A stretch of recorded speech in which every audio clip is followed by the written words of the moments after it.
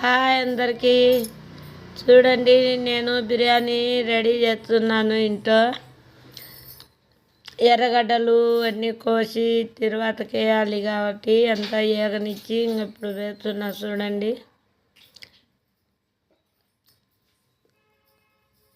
పచ్చిమిరపకాయలు వేసాను, చెక్క, లవంగాలు, రాతి పువ్వ, మరాఠీ మగ్గ, యాలకబుడ్డలు అన్నీ వేసి ఏగనిచ్చి చేస్తాను. ఒక్కసారి అదంతా బాగా ఏగనిచ్చేది. మళ్ళీ ఏం వేయాలనో అది కూడా చెప్తాను, ఒక్కసారి చూడండి. మళ్ళీ తర్వాత కొత్తిమీర,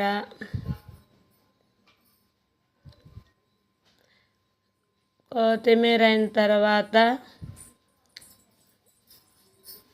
జీలకర్ర వేసుకున్నాను. అదంతా వేగిన తర్వాత మళ్ళా వేసేటి చూపించాను. చూడండి,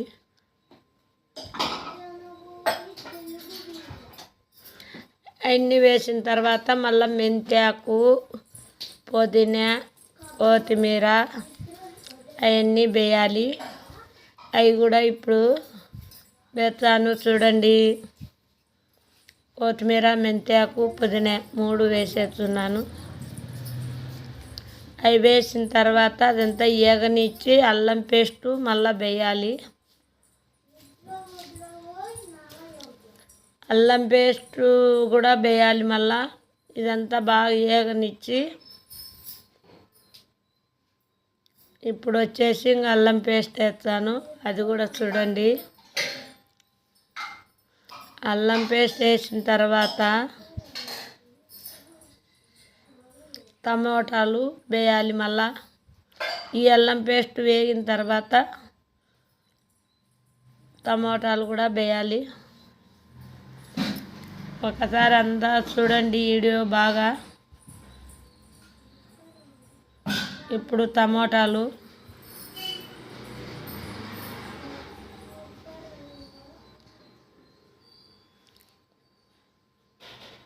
అది వేసిన తర్వాత బియ్యము. ఆ బియ్యం ఎలాగ వేయాలంటే బాస్మతి బియ్యము ముందు ఎసురు కాంచాలి. ఎసుట్లో బియ్యం అన్నీ పోసి దాన్ని బాగా కలిపి చిట్టుడుకు పడేటప్పుడు వంచేయాలి. ఆ నీళ్ళు వంచి మళ్ళీ బియ్యం దీంట్లో వేయాలి. అప్పుడు అన్నం బాగా టేస్ట్ వస్తుంది, తెలుపు వస్తుంది, బియ్యం మంగు కూడా ఉండదు, బాగా నీట్గా వస్తుంది. బిర్యానీ తర్వాత ఇదంతా బిర్యానీకి తయారు చేసిన అయినా అంత తర్వాత టేస్టింగ్ సాల్ట్ వేయాలి కొంచెం.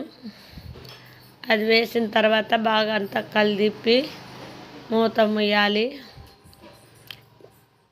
ఇది ఎలా చేస్తున్నానో అందరూ గమనించి మీరు కూడా చూడండి, మీరు కూడా అలాగ చేసుకోండి. టేస్ట్ అయితే బాగా సూపర్గా ఉంటుంది. మీకు నచ్చినట్టయితేనా ఒక చిన్న లైకు, కామెంటు, సబ్స్క్రైబ్ చేసుకోండి.